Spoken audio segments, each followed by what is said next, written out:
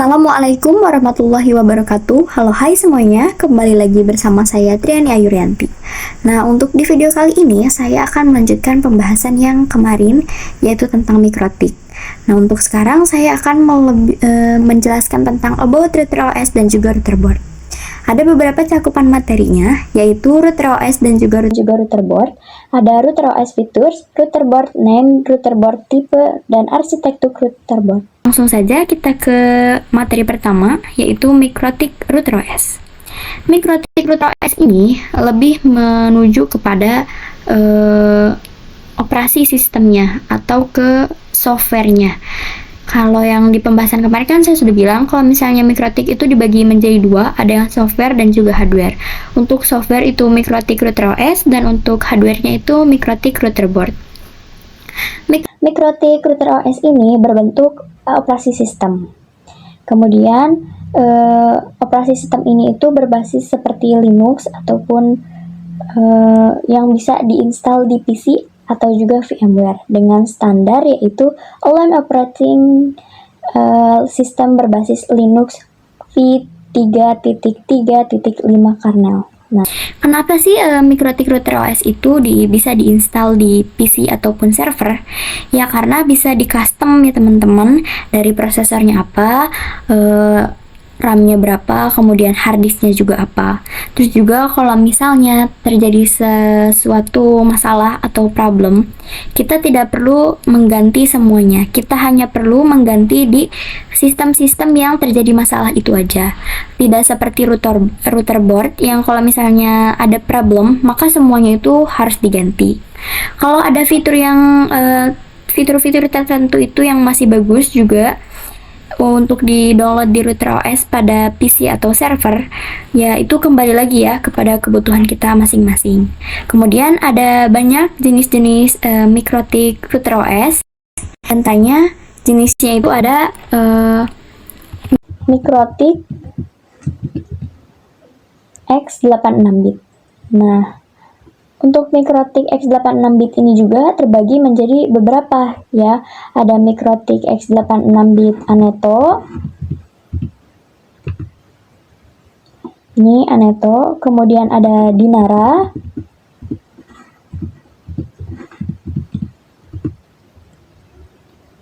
Nah, ini Dinara, dan juga ada satu lagi yaitu mikrotik X86 Ogma.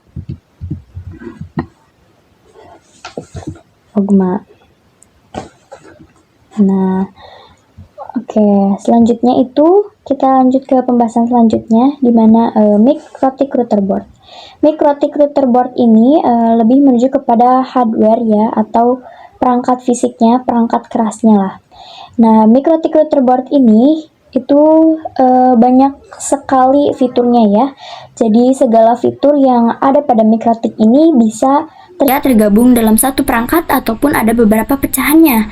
Mikrotik router board ini juga dibuat untuk menjalankan sistem operasi router OS. Nah, segala fiturnya bisa terdapat pada perangkat ataupun dapat diperuntukkan khusus sesuai kategorinya. Seperti yang tadi saya bilang, itu bisa dalam satu perangkat ataupun ada pecahan-pecahannya.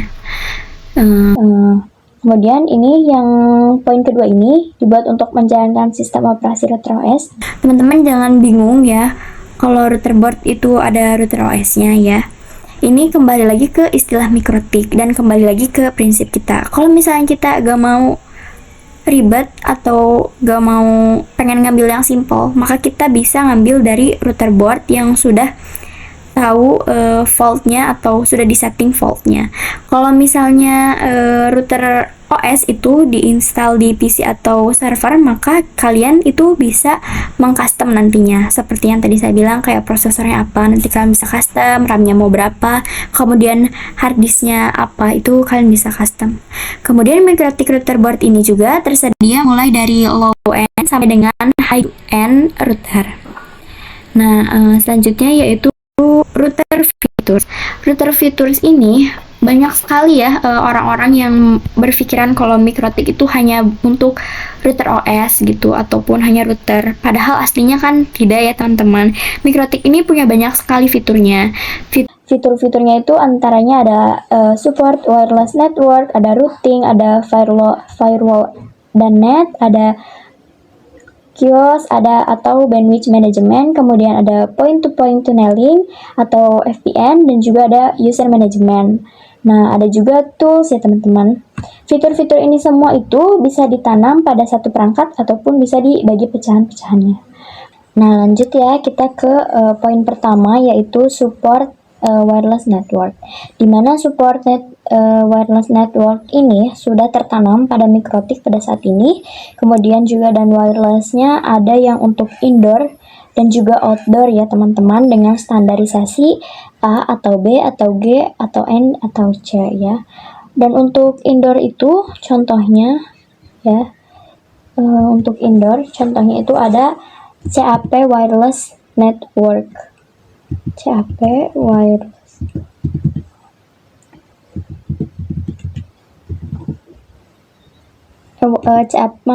CAP wireless Mikrotik.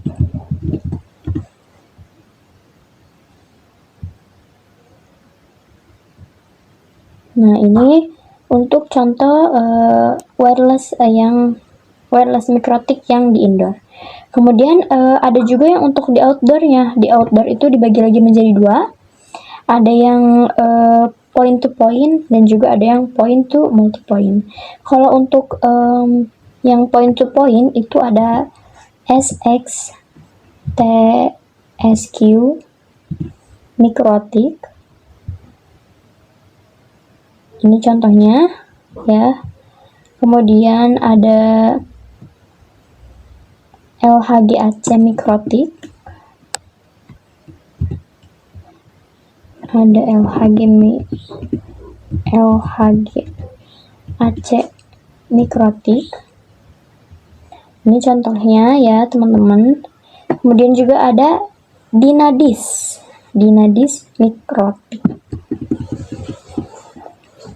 Dynadis Mikrotik.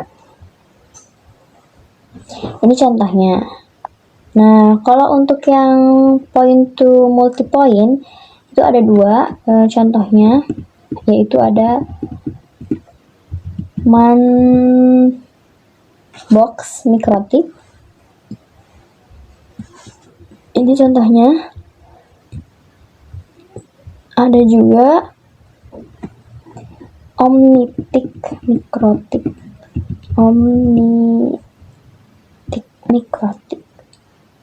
Nah, ini contohnya. Kemudian yang selanjutnya ke poin kedua, yaitu routing. Nah, routing ini itu dibagi menjadi dua ya, ada yang static dan ada juga yang dynamic.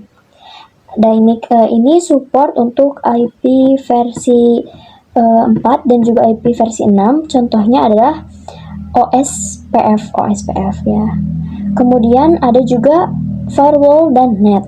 Nah, kalau firewall itu supaya kita aman ya teman-teman, dan kalau net itu kayak kalau misalnya ada IP client yang mengakses IP clientnya itu privat, bisa mengakses IP public, dan juga bisa mentranslate dari IP public ke IP private dan juga sebaliknya. Nah, kemudian firewall ini bisa untuk memblok website, mengatasi serangan internal, terus juga menanamkan dan juga proteksi ya. Terus juga ada blok sosmed pada jam kerja. Jadi supaya kita kerjanya fokus, nggak main sosmed gitu, kita bisa membloknya dengan firewall ini. Kemudian yang keempat ada bandwidth management. Nah, Mikrotik ini diatur sama bandwidth ya teman-teman. Nah, kemudian ada point to point tunneling. Nah, point to point tunneling ini gunanya untuk kayak apa ya, ketika remote server pada jarak jauh. Nah, ini bisa digunakan dengan point to point tunneling ya. Kemudian user management itu contohnya DHCP. DHCP ini mendapatkan IP address, bisa mendapatkan IP address secara otomatis. Nah, terus proxy itu bisa menggunakan web proxy. Hotspot yaitu menanamkan fitur hotspot ketika klien connect, bisa memportal autentikasi. Nah, autentikasi ini misalnya kayak user passwordnya atau passwordnya aja gitu. Kemudian ada juga radius ya, radius yaitu untuk user manajemennya. Kemudian yang terakhir itu ada tools, di mana kita bisa gunakan untuk uji coba. Tools ini ya, ini bisa untuk digunakan uji coba. Nah, kemudian yang selanjutnya ada router board name. Nah, router board name ini diberikan pengkategorian nama pada perangkat router board mikrotik berdasarkan 3 kategori, yaitu yang pertama 3 simbol name ya. Di sini ada contohnya RB951. Nah, untuk angka yang ke-1 ini itu untuk seri atau kelas routernya. Untuk angka yang kedua ini untuk jumlah port internetnya, dan untuk angka yang ketiga ini untuk jumlah slot mini PCI atau wirelessnya. Kemudian ada Word atau Omnitric, Grove, SXT, G, Dynadis, CAP, WAP, HAP, dan juga HEX. Kemudian ada exceptional naming. Yang pertama, namanya disederhanakan dan disesuaikan dengan tahun pengembangan, dan biasanya internetnya lebih dari 9 port ya teman-teman. Nah, yang kedua itu ada contohnya, yaitu contohnya ada RB600, 800, 1000, 1100, 1200, 2011, 3001, dan juga 4011. Kita bisa lihat di sini contohnya RB600 mikrotik, teman-teman.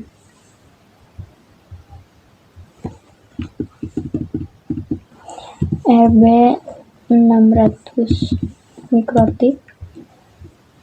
Nah, ini buat contohnya teman-teman. Kalau untuk RB 800-nya itu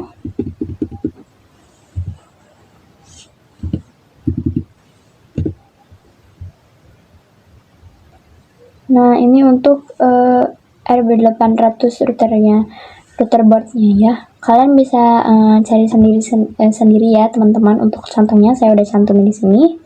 Kemudian untuk materi selanjutnya itu ada router board tipe. Nah, ini itu kan kita udah tahu ya penamaannya.